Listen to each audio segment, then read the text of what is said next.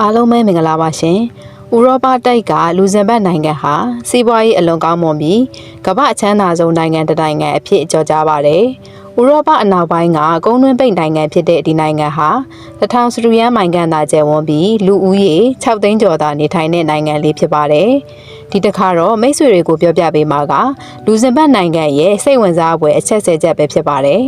။နံပါတ်1ကမ္ဘာနိုင်ငံပေါင်း200နီးပါးဟာအုပ်ချုပ်ရေးစနစ်အမျိုးမျိုးနဲ့အုပ်ချုပ်နေကြတဲ့အနက်လူဇင်ဘတ်နိုင်ငံကတော့တခုတည်းသာကျန်တဲ့မဟာနယ်စားအုပ်ချုပ်တဲ့နိုင်ငံပဲဖြစ်ပါတယ်။အစိုးရအနေနဲ့တပြည်ထောင်ပါလီမန်စီမင်းကံပေးစနစ်ကိုကျင့်သုံးပြီးမဟာနယ်စားကနိုင်ငံရဲ့အကြီးအမှုအနေနဲ့အုပ်ချုပ်နေတာဖြစ်ပါတယ်။လူဇင်ဘတ်နိုင်ငံဟာမဟာနယ်စားအုပ်ချုပ်တဲ့စနစ်ကို1815ခုနှစ်မှာစတင်အသုံးပြုခဲ့တာဖြစ်ပြီးလက်ရှိမဟာနယ်စားကတော့နယ်စားကြီးဟင်နရီပဲဖြစ်ပါတယ်။နံပါတ်2လူဇင်ဘတ်နိုင်ငံဟာတရားဝင်ရုံးသုံးဘာသာစကား3မျိုးသတ်မှတ်ထားတဲ့နိုင်ငံဖြစ်ပါတယ်။နိုင်ငံရဲ့ဒီနေရာကတော့ဥရောပတိုက်ကအင်အားကြီး2နိုင်ငံဖြစ်တဲ့ပြင်သစ်နိုင်ငံဂျာမနီနိုင်ငံတို့အကြားမှာတည်ရှိနေတာကြောင့်ဒီနိုင်ငံတွေရဲ့ဘာသာစကားနဲ့ယဉ်ကျေးမှုတွေဟာလည်းလူဇင်ဘတ်ရဲ့အချို့ဒေသတွေမှာလွှမ်းမိုးလျက်ရှိပါတယ်။ဒါကြောင့်လူဇင်ဘတ်ဘာသာစကားအပြင်ပြင်သစ်ဘာသာစကားနဲ့ဂျာမန်ဘာသာစကားတွေကိုလည်းရုံးသုံးဘာသာစကားအဖြစ်သတ်မှတ်သုံးစွဲရတာဖြစ်ပါတယ်။နံပါတ်3တိုးချင်းပြန်းများ GDP နဲ့တွက်တဲ့2023ခုနှစ်နိုင်ငံတကာငွေကြေးအဖွဲ့အစည်းရဲ့စာရင်းအရဆိုရင်တော့လူဇင်ဘတ်နိုင်ငံဟာကမ္ဘာပေါ်မှာအချမ်းသာဆုံးနိုင်ငံတစ်နိုင်ငံဖြစ်ပါတယ်။နိုင်ငံရဲ့နှစ်စဉ်တိုးချင်းပြန်းများ GDP ကအမေရိကန်ဒေါ်လာ135,605ဖြစ်ပါတယ်။ဒါပေမဲ့နိုင်ငံတကာငွေကြေးအဖွဲ့အစည်းရဲ့မန်ပါမဟုတ်တဲ့မိုနာကိုရဲ့လစ်တင်စတိန်ကိုထည့်တွက်မယ်ဆိုရင်တော့လူဇင်ဘတ်ဟာကမ္ဘာတတိယအချမ်းသာဆုံးနေရာကိုရောက်ရှိသွားမှာဖြစ်ပါတယ်။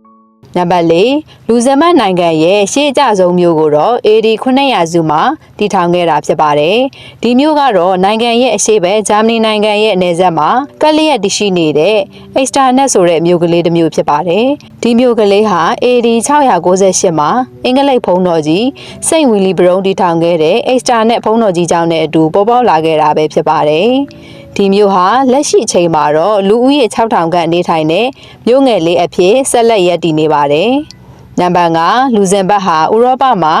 သတ်မှတ်ထားတဲ့လောက်ခ minimum wage အမြင့်ဆုံးနိုင်ငံတစ်နိုင်ငံဖြစ်ပါတယ်။အလုပ်လုပ်သူတွေရဲ့တနာရီအနိုင်ဆုံးလောက်ခဟာအမေရိကန်ဒေါ်လာ15.43ဒေါ်လာဖြစ်ပါတယ်။တရက်ကို8နာရီလုပ်ရုံနဲ့အနည်းဆုံးအမေရိကန်ဒေါ်လာ120ဝန်းကျင်ရရှိနေမှာဖြစ်ပါတယ်။နံပါတ်6လူဇင်ဘတ်နိုင်ငံသားတွေရဲ့ passport ဟာကမ္ဘာဩဇာအကြီးဆုံး passport တွေထဲမှာတစ်ခုပါဝင်ဖြစ်ပါတယ်။လူဇင်ဘတ် passport ဟာကမ္ဘာအဆင့်3နေရာမှာ Australia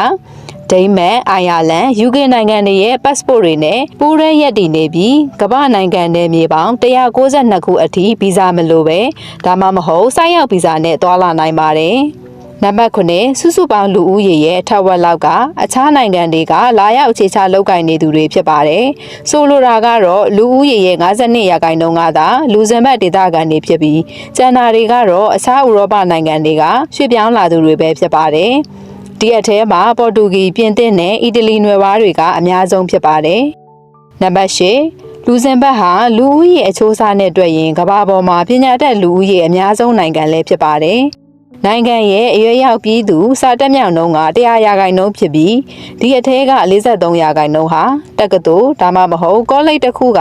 အနည်းဆုံးဘွဲ့တစ်ခုစီတော့ရရှိပြီးသူတွေပဲဖြစ်ပါတယ်။နံပါတ်9လူဇင်ဘတ်နိုင်ငံဟာဖွံ့ဖြိုးပြီးနိုင်ငံတစ်နိုင်ငံဖြစ်တယ်လို့ဥရောပရဲ့လူနေမှုစနစ်အမြင့်ဆုံးနိုင်ငံတစ်နိုင်ငံလည်းဖြစ်ပါတယ်။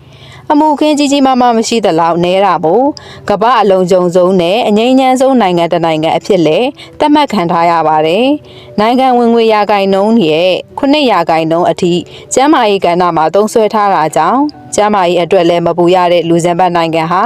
2023ခုနှစ်မှာကမ္ဘာအပျော်ရှင်ဆုံးနိုင်ငံများစာရင်းမှာတော့အဆင့်9နေရာကိုရရှိခဲ့ပါတယ်။နံပါတ်10လူဇင်ဘတ်နိုင်ငံဟာအချမ်းသာဆုံးနိုင်ငံတစ်နိုင်ငံဖြစ်တာကြောင့်ကမ္ဘာထိပ်တန်းအမြန်ရထားလျှက်စစ်ရထားနဲ့ဘတ်စကားကွန်ရက်တွေကိုပိုင်ဆိုင်ထားပါတယ်။ဒီရထားတွေဘတ်စကားတွေဟာလူဇင်ဘတ်နိုင်ငံသားတွေတင်မကပဲနိုင်ငံသားတွေအပါအဝင်လာရောက်တဲ့မိသူမဆိုအခမဲ့စီးနှင်းနိုင်တာပဲဖြစ်ပါတယ်။ဒီစနစ်ကို2020ခုနှစ်မှာစတင်ကျင့်သုံးခဲ့ပြီးအများပြည်သူတည်ယူပို့ဆောင်ရေးအခမဲ့စနစ်ကိုကျင့်သုံးတဲ့ကမ္ဘာပထမဆုံးနိုင်ငံဖြစ်လာခဲ့ပါတယ်။ ဟုတ်ကဲ့ပါရှင်ဒီတစ်ခါဝေမျှပေးခဲ့တာကတော့လူဇင်ဘတ်နိုင်ငံငယ်လေးရဲ့စိတ်ဝင်စားဖွယ်အချက်10ချက်ပဲဖြစ်ပါတယ်နားဆင်သူမိတ်ဆွေအပေါင်းရှင်လန်းချမ်းမြေ့ကြပါစေရှင်